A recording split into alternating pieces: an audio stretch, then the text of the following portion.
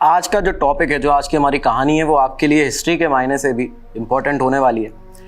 आपने पढ़ा होगा ठग सप्रेशन के बारे में, ठगों का दमन जो हुआ था ईस्ट इंडिया कंपनी के दौरान, उसके बारे में। आज की हमारी कहानी इन्हीं ठगों में से एक सबसे बड़े ठग की है, ठग बहराम जमेदार। वो ठग जिसके नाम पर गिनीज वर्ल्ड रिकॉर्ड है और उस रिकॉर्ड का टाइटल है मोस्ट प्रोलिफिक मर्डरर। एक ऐसा ठग जिसने 50 सालों में एक रुमाल से 931 लोगों की हत्या की, 931 मुसाफिरों की हत्या की। लॉर्ड विलियम बेंटिक इस समय जब भारत के गवर्नर जनरल बने, उन्होंने इस पूरी ठग समस्या के लिए क्या किया, ये भी आपको आज बताने वाले। साथ ही कैसे इस ठग की समस्या से परेशान लोगों ने ब्रिटेन से आए एक पुलिस ऑफिसर को अपना हीरो बना लिया था इस समय, ये भी आपको बताने वाले हैं। और साथ ही आपको बताएंगे ठग बहराम जमेदार और बाकी जो ठग थे वो काम कैसे करते थे ईस्ट इंडिया कंपनी के दौरान उस समय में। तो ये सब आज आपको बताने वाले हैं। और साथ ही ये जो अफसर जो आए थे ब्रिटेन से, ये कैसे उन लोगों के हीरो बन गए और साथ ही आपके और हमारे बचपन से उनका नाम जुड़ गया। अब ये इनका नाम आपके हमारे बचपन से जुड़ा कैसे, ये भी आपको इस वीडियो के एंड में बताएंगे। तो शुरुआत करते हैं। भारत में जो ठगों की जो समस्या थी, जो ठग बढ़ना शुरू हुए, वो 14वीं शताब्दी से, 14th सेंचुरी से ये लोग, इनका बढ़ना शुरू हो चुका था। और 1750 तक आते आते करीबन ये जो 1350 से लेकर 1400 का जो समय था, उस समय से ठग बढ़ना शुरू होते हैं। और 1750 तक आते आते इस तरह का हो चुका था जो ठगों का काम था कि कई सारे ऐसे घर थे, कई सारी कम्युनिटीज थी जिन लोगों का प्रोफेशन ही बन चुका था ठगी का काम, और वो ठगी का काम करते थे लगातार। और इसी के चलते 1765 में, 1765 में मध्य प्रदेश के जबलपुर के एक पास एक गाँव में एक ठग का जन्म होता है। एक बच्चे का जन्म हुआ एक ठग के परिवार में, नाम था बहराम।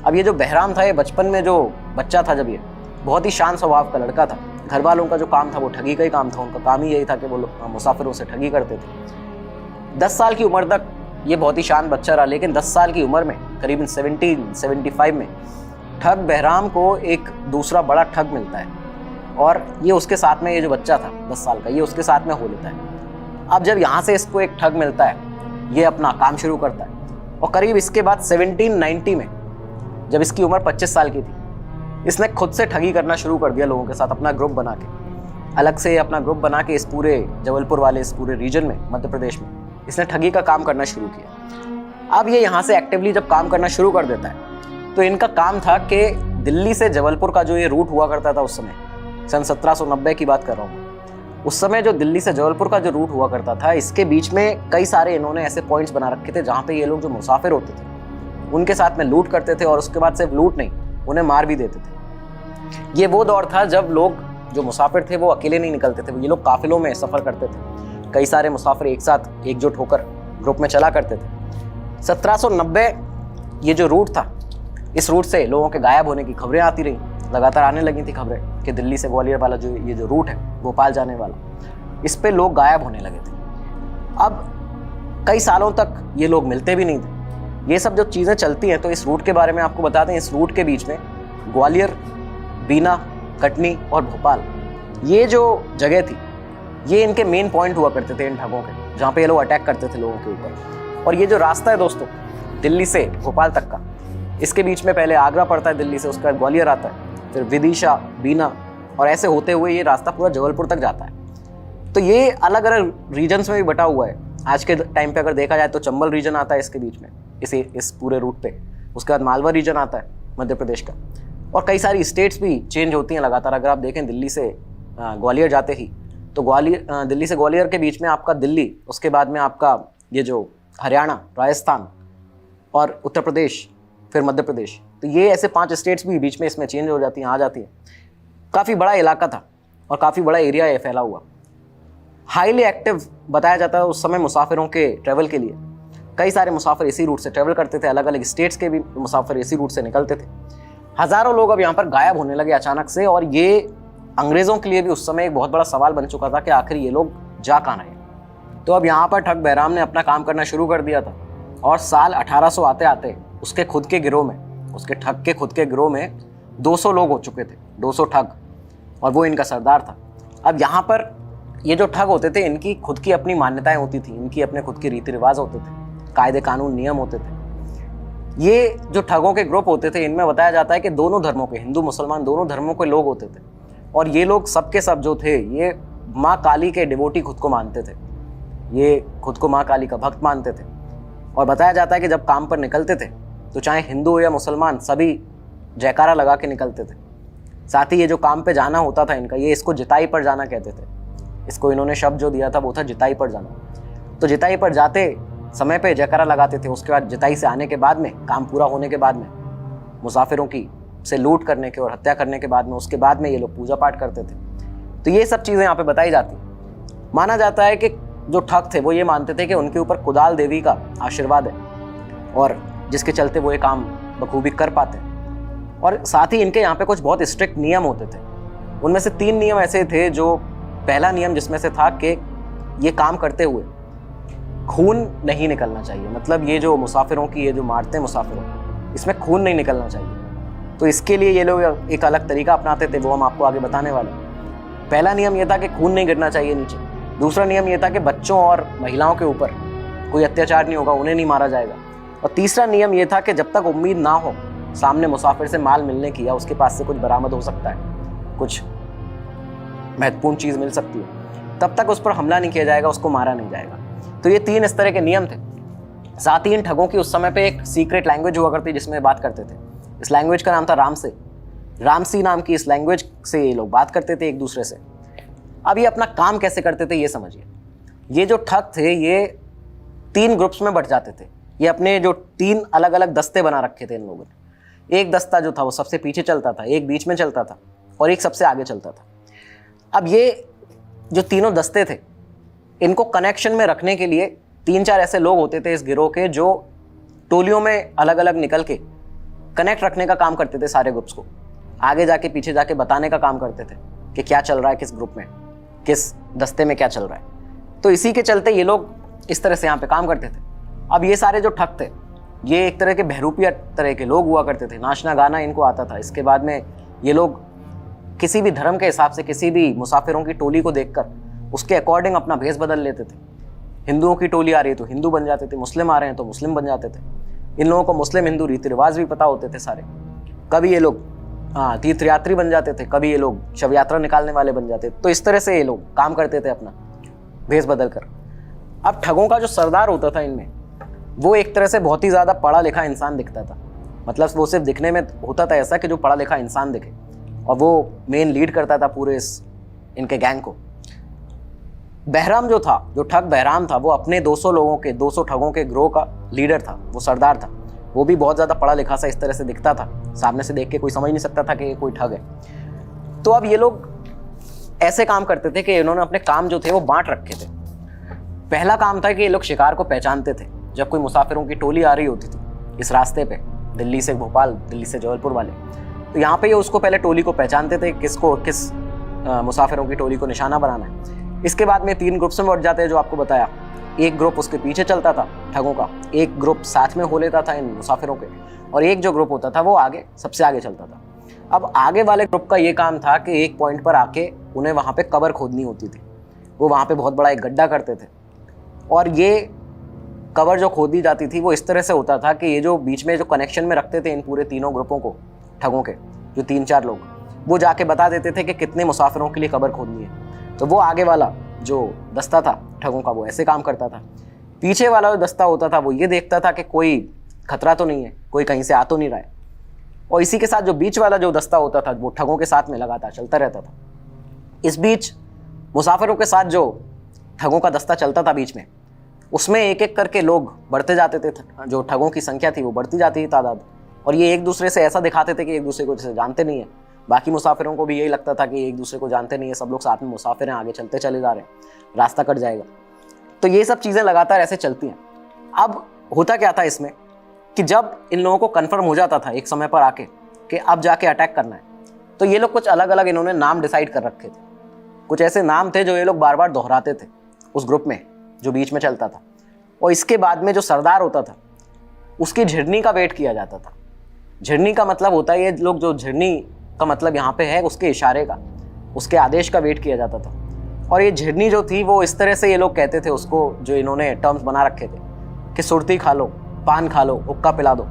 जैसे ही सरदार ने ये चीज़ बोली है, इसी के साथ ही मुसाफिर के ग्रुप के ऊपर अटैक कर दिया जाता था। लोग इनके हाथ पैर पकड़ लेते हैं जो ठग होते थे, और इसके बाद जो सरदार होता था उसके पास में एक रुमाल होता था, और उस रुमाल के बीच में मोटे चांदी के ये जो सिक्के होते थे वो बंधे होते थे। सिक्कों को बीच में बांध के उस रुमाल के एक एक करके जो सरदार था वो जाके हर एक मुसाफिर का गला उससे घोंट देता था, और जब ये सिक्के उसके गले पे लगते थे तो ये जो आपका बीच का ये पार्ट होता है गले का, तो यहाँ पे जब वो सिक्के से उसको मारा जाता था तो वहाँ पे वो उसकी मौत हो जाती थी जो मुसाफिर थे उनकी। अब यहाँ बताया जाता है कि मारने के बाद में जो लूट का जो पैसा होता था उसको लेते थे, सामान लेते थे, और इसके बाद जो आगे वाले जो ठगों के दस्ते ने कब्र जो खोदी होती थी उसमें जाके इनको इस पैटर्न में डालते थे कि जहाँ पे एक तरफ किसी एक जो डेड बॉडी उसका सर होगा तो दूसरी तरफ दूसरी डेड बॉडी का उसका पैर होगा। तो इस तरह के पैटर्न में सिर एक जगह और एक जगह पैर, इस पैटर्न में ये लोग डाल देते थे उस गड्ढे के अंदर। और इसके बाद बताया जाता है कि कब्र को उस समय रामसे भाषा के अंदर बेक कहते थे, और जो कुदाल जिससे ये लोग खुदाई करते थे उस कब्र की उसको कस्सी कहते थे। तो ये टर्म्स थे उस समय के इनके, जो रामसी भाषा के ये लोग जो सीक्रेट भाषा अपनी यूज़ करते थे।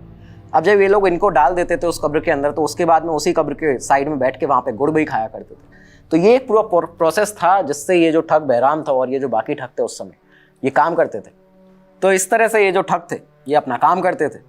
अब यहाँ पे बताया जाता है कि बहराम का आतंक इस तरह का लगातार क्योंकि बढ़ता जा रहा था, तो सन 1800 के आसपास ही इसको अपनी एक साथी मिलती है, और ये जो लड़की थी ये बताते हैं कि एक अंग्रेज़ लड़की थी जो एक अंग्रेज़ सैनिक की लड़की हुआ करती थी जो भाग के जंगलों में आ गई थी। उसके बाद इसने बहराम का यहाँ पे साथ ले लिया था, डॉली नाम था इसका। अब ये जो डॉली थी इसका जब साथ मिलता है बहराम को तो ठग बहराम ने यहाँ पे अपना जो तरीका था वो भी बदला मुसाफिरों को लूटने का, उनको मारने का। अब यहाँ पे ये लोग क्या करते थे कि मुसाफिरों को जो टोली होती थी उनको हुक्का पिलाते थे, नशा कराते थे, और इसके बाद में जब वो नशे की हालत में होते थे डॉली इस बीच उनको फंसाती थी अपने ये जो उसकी जाल थे उसमें, क्योंकि बताते हैं बहुत ज़्यादा खूबसूरत भी थी वो। तो जब वो इनको फंसा लेती थी, ये लोग नशे की हालत में होते थे, उसके बाद बहराम जो उसके पास में एक पीला और सफ़ेद कलर का रुमाल होता था जिसके बीच में सिक्के बंधे होते थे, उनसे जाके इन ठगों ये जो मुसाफिर थे इनको मार देता था। तो ये लगातार इस तरह से काम करता था। अब यहाँ पे बताया जाता है कि साल 1810 के आसपास बहराम का इस तरह का आतंक बढ़ गया था कि ब्रिटिश जो वहाँ पे ऑफिसर्स थे वो भी बहुत ज़्यादा परेशान हो चुके थे लोगों के गायब होने से, और वो इसके बारे में कुछ भी जानते नहीं थे कि ये कौन कर रहा है। उनको नहीं पता था कि ठग बहराम है इस तरह का जो लगातार इस तरह की चीज़ कर रहा है। बताते हैं कि 1810 में ईस्ट इंडिया कंपनी ने अपने जो सैनिक थे जब वो मार्च करते थे जंगलों के पास से गुजरते थे तो उनके लिए एक एडवाइजरी जारी की थी, और ये एडवाइजरी में उन्होंने बताया था कि डकैतों और ठगों से सावधान रहें, सतर्क रहें यहाँ पे जब आप निकलते हैं बाहर। 1820 में इसी के साथ हुआ क्या कि ये जो पूरा इलाका था, ये जो नर्मदा टेरिटरी बताते हैं इस पूरे इलाके को, जो जबलपुर और आपका नरसिंहगढ़ का जो एरिया था, यहाँ पे एक ब्रिटिश सीनियर ऑफिसर को, एक ब्रिटिश सीनियर डिटेक्टिव को बुलाया जाता है ब्रिटेन से, और ये इनका नाम था कैप्टन विलियम हेनरी स्लीमन। 1820 में यहाँ पे विलियम हेनरी स्लीमन को नर्मदा टेरिटरी में पोस्ट किया जाता है, और इसके बाद में 1822 में 2 साल बाद ही नरसिंहगढ़ का उनको इंचार्ज बना दिया जाता है, मध्य प्रदेश के नरसिंहगढ़ का। अब यहाँ पे जब ये इंचार्ज बनते हैं तो ये वही एरिया था जहाँ पे ठगों का आतंक था, डकैतों का आतंक था, खासकर ठगों का वहाँ पे बहुत ज़्यादा प्रकोप था। एक तरह से लोग वहाँ पे अपना घर बार छोड़ के भी जाने लगे थे इन ठगों की वजह से। तो अब लोग बहुत ज़्यादा परेशान थे। ऐसे ही ठगों में से एक सबसे बड़ा एक और ठग हुआ करता था आमिर अली नाम का। अब आमिर अली यहाँ पे उसी एरिया में बहुत ज़्यादा अपना भी ग्रो चलाता था बहराम के जैसे ही। तो अब इस बीच हुआ क्या कि डॉली और बहराम के बीच में लड़ाई हुई, और ये डॉली जो थी वो बहराम के ग्रुप से अलग हो गई। इसके बाद उसको ठग बहराम को अपना दूसरा पार्टनर मिला आमिर अली, जो एक और बहुत बड़ा ठग था इसी एरिया का। अब यहाँ पे इन दोनों ने साथ में काम करना शुरू किया। आमिर अली के बारे में बताते हैं कि बहुत ही ज़्यादा गोरा चिट्टा एक शख्स था, जो लोग थे वो उसको फिरंगिया के नाम से बुलाते थे क्योंकि वो लगता था अंग्रेज़ों के जैसा ही। यहाँ पे अब जब इन लोगों ने काम करना शुरू किया तो ये और ज़्यादा खूंखार हो गए। इस समय बताते हैं कि कई सारे ऐसे ब्रिटिश ऑफिसर्स थे जिनको इन लोगों ने निशाना बनाया है। इसके बाद जितनी टीम्स जो थी विलियम स्लीमन की, जो कैप्टन विलियम स्लीमन यहाँ पे पोस्ट हुए थे नरसिंहगढ़ में, उन्होंने जो भी डिटेक्टिव्स की टीम भेजी थी जंगलों में इनकी छानबीन करने के लिए, इन्वेस्टिगेट करने के लिए, वो टीम के ऑफिसर्स गायब हो गए। 5-5, 6-6 ऐसे ऑफिसर्स गायब होते रहे। इसी के साथ 1828 में जब Lord William Bentinck governor general बनते हैं बंगाल के, तो उनके संज्ञान में भी ये पूरा मामला जो था, ठगों की जो समस्या चल रही थी सेंट्रल इंडिया में, वो उनके भी सामने आई थी, और ये मुद्दा उनके सामने भी बहुत बड़ा बन चुका था। और इसी के साथ यहाँ पर जबलपुर में इसी के बाद एक डिपार्टमेंट बनाया जाता है मध्य प्रदेश के जबलपुर में। इस डिपार्टमेंट का नाम था इरेडिकेशन ऑफ ठग एंड डेकॉइट। इस नाम से एक डिपार्टमेंट बनता है और इसके हेड बनाए जाते हैं सर विलियम हेनरी स्लीमन।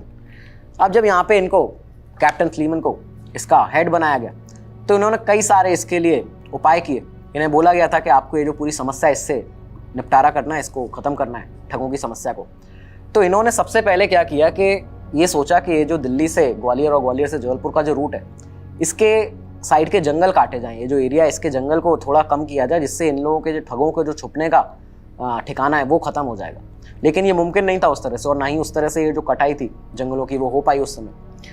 तो अब यहाँ पे इन्होंने दूसरा एक और चीज़ इसके बाद में ये करना चाहिए कि इन्होंने कहा अपनी टीम से, क्योंकि लगातार इस समय आतंक अब इन लोगों का बढ़ता जाता ठग बहराम का और आमिर अली का, तो इन्होंने कहा कि अब एक प्लान बनाओ कि आपको ठगों को पकड़ना नहीं है, आपको सिर्फ इन एरियाज़ में जाके इन लोगों के बीच में रह के ऑब्जर्व करना है कि कौन आपको ऐसा सस्पेक्टेड लग रहा है, संदिग्ध लग रहा है जो ठग हो सकता है।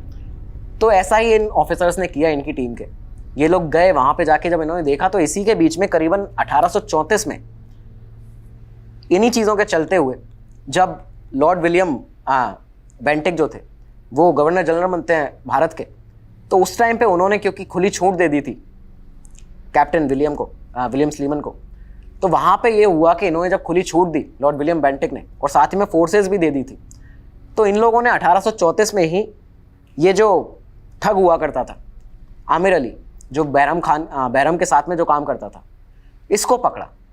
अब यहाँ पे 1834 में पकड़ में आ जाता है आमिर अली। हुआ यहाँ पे ये कि जैसे आमिर अली पकड़ में आया, इससे पूछताछ करना शुरू की। ये कुछ बता नहीं रहा था, उसका इसको टॉर्चर किया गया, इसकी फैमिली को लाया गया, उनके सामने इससे पूछताछ की गई, उनको भी थोड़ा सा यातनाएं दी गई इस तरह से जब ये बताना चालू करे। तो ब्रिटिश ऑफिसर्स ने ये सब कुछ किया और इसी के बाद में इसने धीरे धीरे करके चीज़ें बताना शुरू की। बताया जाता है कि उस समय ठग आमिर अली को मध्य प्रदेश के मंदसौर से पकड़ा गया था। अब यहाँ पे उससे मंदसौर में जब पुलिस सुपरिंटेंडेंट कैप्टन मेडॉफ टेलर जो वहाँ पे तैनात थे, जब उन्होंने पूछताछ आमिर अली से करना शुरू की, तो बताते हैं कि आमिर अली इस तरह से लगातार सब कुछ चीज़ें बताने लगा कि उससे सवाल पूछने की ज़रूरत ही नहीं पड़ी। वो एक स्टोरी की तरह स्टार्टिंग से अभी तक का सब कुछ बता रहा था, किस तरह से ये लोग काम करते थे, बहराम कैसे काम करता था, क्या चीज़ें होती थी, कैसे ये लोग अलग अलग मुसाफिरों को पकड़ कर मारते थे। तो उसने ये सब चीज़ें बताना शुरू की। और ये वही टाइम था जब जो कैप्टन टेलर थे जो उससे पूछताछ कर रहे थे, उन्होंने अपनी किताब लिखना शुरू किया और बाकायदा जितने कन्फेशंस इसने किए हैं, जितने इसके कबूलनामे थे, हूबहू वही कबूलनामे, वही कन्फेशन इन्होंने अपनी किताब में लिखना शुरू कर दिया उस समय से। एक बार बताया जाता है कि जब आमिर अली से टेलर ने पूछा, कैप्टन टेलर ने, कि तुमने कितने लोगों को मारा है, तो आमिर अली का कहना था कि मैंने 750 लोगों को अभी तक मारा है, और वो तो मैं यहाँ पर रुक गया 750 के नंबर तक, क्योंकि आप लोगों ने पकड़ लिया, वरना मुझे 1000 क्रॉस करना था आंकड़ा। तो ये सब चीज़ें यहाँ पे बताई जाती हैं। इसी के साथ में एक बार बताते हैं कि इन्वेस्टिगेशन के चलते आमिर अली कैप्टन टेलर को एक ऐसी जगह पर ले गया था मंदसौर में ही, जहाँ पे जब खुदाई चालू की गई तो करीबन 150 कंकाल वहाँ से निकले थे। तो ये सब चीज़ें सामने आई। इसी के बीच कैप्टन विलियम स्लीमन की टीम लगातार वो ठगों को पकड़ने के लिए लगे हुए थे, उनकी टीम लगी हुई थी। आमिर अली के कन्फेशन के चलते करीबन इस बीच उसकी टिप से करीबन 1835 तक 200 ऐसे ठग थे जिनके बारे में उसने बताया, उनको पकड़ा गया। और इसी के करीबन 4 साल बीत जाते हैं। अभी तक सिर्फ एक ऐसा ठग था बहुत बड़ा जो सबसे बचा हुआ घूम रहा था, वो था ठग बहराम जमींदार। तो अब जो ठग बहराम जमींदार था, 1835 से 4 साल बीतते हैं, ये किसी के हाथ नहीं आता। और 4 साल बीतने के बाद 1839 में करीबन 75 साल की जब ठग बहराम की उम्र थी, उसको पकड़ा जाता है जबलपुर में ही। उसको वहाँ पे पकड़ा गया एक गांव से। और इसके बाद में इसको पकड़ने के बाद जब पुलिस इसको लाई तो बताते हैं कि इसने विलियम स्लीमन से बोला कि मुझे मारिएगा मत, मैं अपने आप ही आपको सब कुछ चीज़ें बताने को तैयार हूँ। और इसके बाद इसने बताना शुरू किया। इसने जब बताया कि लोगों ने, ये जो पुलिस वाले थे, इन्होंने पूछा कि तुमने कितने लोगों को मारा है, तुम क्यों ये काम करते थे, कब से करते थे, तो उसने बताया कि हमारा पुराना घर का काम है, पुराना रीति रिवाज हमारे इस तरह से चले आ रहे थे, हमारा इसी का पूरा काम था, घर वालों का भी। और इसके बाद इसने ये संख्या बताई जिससे पुलिस वाले शौक थे, बिल्कुल चौंक चुके थे। उसने बताया कि मैंने अभी तक 931 लोगों को मारा है, 931 मुसाफिरों की हत्या की है। पुलिस वालों ने भी जब पूछा कि तुम ऐसा एग्जैक्ट नंबर कैसे बता सकते हो 931, तो उसका कहना था कि मैंने ये जो 931 लोग हैं, इनको मारने के बाद जो अपने जो ग्रुप्स में कितनी बार सामान बांटा है, कितनी बार पैसे बांटे हैं। मुझे इसकी वजह से याद है कि मैंने 931 लोगों को मारा है। मैंने कितनी बार सामान बांटा है, ये नंबर मुझे याद है। इसकी वजह से मैं आपको बता सकता हूँ कि 931 बार मैंने लोगों की हत्या की है। तो अब ये चीज़ जब सामने आती है, ब्रिटिशर्स पूरे जो ब्रिटिश पुलिस ऑफिसर्स थे वो शॉक थे। इसी वक्त मंदसौर के जो सुपरिटेंडेंट थे, ये जो कैप्टन टेलर जो अपनी किताब लिख रहे थे, उनकी किताब भी पूरी होती है जो उन्होंने आमिर अली के पूरे कन्फेशंस उसमें लिखे हुए थे। 1939 में उनकी किताब कंप्लीट हुई, उन्होंने इसको पब्लिश भी किया और इस किताब का टाइटल है कन्फेशंस ऑफ अ ठग। ये आपको मिल जाएगी, अवेलेबल है ऑनलाइन भी। तो यहाँ पे जो कन्फेशंस ऑफ अ ठग ये जो किताब थी ये पब्लिश होती है और इसके बाद में ये पहली ऐसी किताब थी जिसको एंग्लो इंडियन बेस्ट सेलर का अवार्ड मिला था। तो ये यहाँ पे एंग्लो इंडियन बेस्ट सेलर बनती है किताब। और इसी के अगले साल, क्योंकि अब कैप्टन विलियम स्लीमन के पकड़ में था ठग बहराम, तो अगले साल ठग बहराम की सज़ा का भी वक्त आ जाता 1840 में। 1840 में इसे सज़ा दी गई और इसके गुनाहों को देखते हुए इसको मौत की सज़ा देनी थी। तो जबलपुर के पास ही ठग बहराम को फांसी दी जाती है। यहाँ पे अब इसको फांसी हुई और इसके बाद ही ठग बहराम ने जितने भी सबूत बताए थे, जितनी भी इसने कबूलनामे अपने बताए थे, जो इसकी टिप थी, इसकी टिप से बताया जाता है कि 1400 ठगों को उस समय पकड़ा गया था।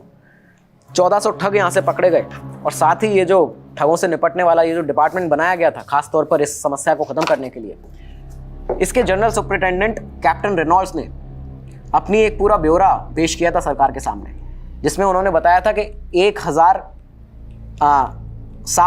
1060 ऐसे ठग हैं जिनका दोष साबित नहीं हुआ। इनमें से 1400 जो ठग पकड़े गए हैं इसमें से, लेकिन जिनका दोष साबित नहीं हुआ, ऐसे 1060 ठगों को मलेशिया के एक पेनाक टापू पर ले जाके छोड़ा गया, क्योंकि जिससे वापस यहाँ पे दोबारा ना आ सकें और दोबारा इस तरह का काम ना कर पाए। इसके साथ ही 412 ऐसे ठग थे जिनको फांसी की सज़ा हुई उनके आरोपों को देखते हुए, और 87 ऐसे थे जिनको लाइफ टाइम इम्प्रिजनमेंट हुआ, आजीवन कारावास हुआ। कैप्टन स्लीमन ने भी अपनी यहाँ पे रिपोर्ट पेश की थी इसी साल में 1840 में गवर्नमेंट को, उन्होंने भी अपनी रिपोर्ट दी। और जितने भी ये ठग थे, ये जितनों को फांसी हुई है 412 ऐसे ठग, इन सभी के अगर आंकड़े देखे जाएं इनके द्वारा मारे गए लोगों के, तो ये जो लिस्ट थी इसमें सबके आंकड़े इस तरह के थे। किसी का 350 लोगों को मारा है किसी ठग ने 400 लोगों को, किसी ने 450 लोगों को। तो ये इस तरह के आंकड़े यहाँ पे इनके दिखते थे। लाखों लोगों को ये लोग, लाखों मुसाफिरों को उस समय ये लोग मार चुके थे। ठगों का इतना बड़ा आतंक था इस पूरे इलाके में। और साथ ही इस चीज़ को देखते हुए ये इस बात का अंदाज़ा लगाना ये कोई बड़ी बात नहीं है कि 50 सालों के करीबन ये जो ठग था बहराम, इसने 931 लोगों को मारा होगा। ये बात बिल्कुल हो सकती है कि इसने 931 लोगों को मारा हो। लेकिन इसी के साथ में जब ये लगातार पूरा प्रोसेस चला इस डिपार्टमेंट का, इसकी कार्रवाई हुई, कैप्टन विलियम स्लीमन ने पूरा बखूबी इस काम को अंजाम दिया।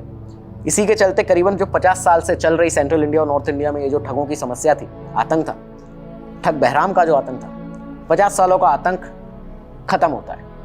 कैप्टन विलियम स्लीमन इसके बाद यहाँ से ग्वालियर गए, ग्वालियर में रेजिडेंट ऑफिसर बने 1843 से 1849 तक, और उसके बाद में लखनऊ उनका जाना हुआ। लखनऊ में ऑफिसर के पद पर रहे। बताया जाता है कि ये जो एरिया था जहाँ पे ठगों की ये सबसे ज़्यादा परेशानी थी, लोग बहुत ज़्यादा परेशान थे, इस पूरे एरिया को मध्य प्रदेश के अंदर कटनी के पास एक गांव है, वहाँ पे उस गांव को नाम दिया गया कैप्टन विलियम स्लीमन के नाम पर। लोगों ने उनको अपना मसीहा, उनको अपना हीरो वहाँ पे मान लिया था। इस गांव को नाम दिया गया स्लीमानाबाद। ये आज भी वहाँ पे मौजूद है, आप देखेंगे तो आपको मिलेगा। स्लीमानाबाद कटनी के पास मध्य प्रदेश में एक जगह है जिसको कैप्टन विलियम स्लीमन के नाम पर, उनके ऑनर में नाम दिया गया है। साथ ही विलियम हेनरी स्लीमन ने इस बीच जब ये जितने टाइम भारत में रहे हैं, खासकर इनका ये जो सेंट्रल इंडिया और नॉर्थ इंडिया था यहाँ पे रहना हुआ, मध्य प्रदेश और उत्तर प्रदेश में इनका बहुत ज़्यादा पोस्टिंग रही है भारत के टाइम पे जब ये रहे हैं यहाँ पे ईस्ट इंडिया कंपनी के दौरान। तो कैप्टन विलियम हेनरी स्लीमन ने अपनी बहुत सारी किताबें भी इस बीच लिखी। इन्होंने कई सारी इसकी किताबें भी लिखी हुई हैं। ऐसी ही एक किताब में जब ये यहाँ पे काम कर रहे थे मध्य प्रदेश में ठग डिपार्टमेंट में, इन्होंने ऐसी एक किताब लिखी थी। उसमें इन्होंने एक जिक्र किया था एक किस्से का, जिसमें उन्होंने लिखा था कि एक इंसान का बच्चा है जिसको भेड़िए पाल रहे हैं, जिसको वुल्फ पैक पाल रहा है। ये जब इन्होंने लिखा तो बताया जाता है कि इसी को देखते हुए, इसी से इंस्पायर्ड होते हुए कुछ ही सालों बाद जो रुडयार्ड किपलिंग ने द जंगल बुक करके जो अपनी सीरीज निकाली थी, नॉवेल निकाली थी, ये उन्होंने इसी से इंस्पायर्ड होकर लिखी थी। और इसी के बाद उन्होंने जो मोगली का कैरेक्टर था द जंगल बुक में वो बनाया था। रुडयार्ड किपलिंग ने। तो ये बताया जाता है कि ये जो हम आपको बता रहे थे कि सर विलियम हेनरी स्लीमन कैसे हम लोगों के, आपके और हमारे बचपन से जुड़े हुए हैं, तो वो इस तरह से जुड़े हैं कि ये वही थे जिन्होंने अपनी बुक्स में ये बताया कि मध्य प्रदेश के जंगलों में ऐसे बच्चे देखने को मिले हैं जिनको भेड़िए पाल रहे हैं, भेड़ियों का जो पूरा परिवार है, वुल्फ पैक होता है, वो पाल रहे हैं। और ये इन्होंने अपनी किताब में मेंशन किया। इसी के बाद में बताया जाता है कि इससे इंस्पायर्ड होकर रुडयार्ड किपलिंग ने द जंगल बुक लिखी, और इसी के साथ में जो मोगली का कैरेक्टर था वो यहाँ से निकला है। तो इस तरह से हम सबके बचपन से जुड़े हुए हैं। ये था आज का एपिसोड, किस तरह से ठग सप्रेशन हुआ, किस तरह से ठगों का दमन हुआ ईस्ट इंडिया कंपनी के दौरान, और किस तरह से एक इतना बड़ा ठग था इन ठगों में जिसने एक रुमाल से 50 सालों तक बिना पकड़े, किसी के पकड़ में ना आया 50 सालों तक जो, और एक रुमाल से 931 लोगों की हत्या की थी। ये थी ठग बहराम जमींदार की कहानी। आगे ऐसे एक और भी एपिसोड हम आपके लिए लेकर आते रहेंगे। आज का एपिसोड आपको कैसा लगा कमेंट सेक्शन में ज़रूर बताइएगा। अपने टॉपिक्स भी आप हमें कमेंट सेक्शन में बता सकते हैं, उनके ऊपर हम वीडियोस लगातार बनाते हैं। साथ ही ये जो हमारी सीरीज़ है इसके करीबन अब 41 से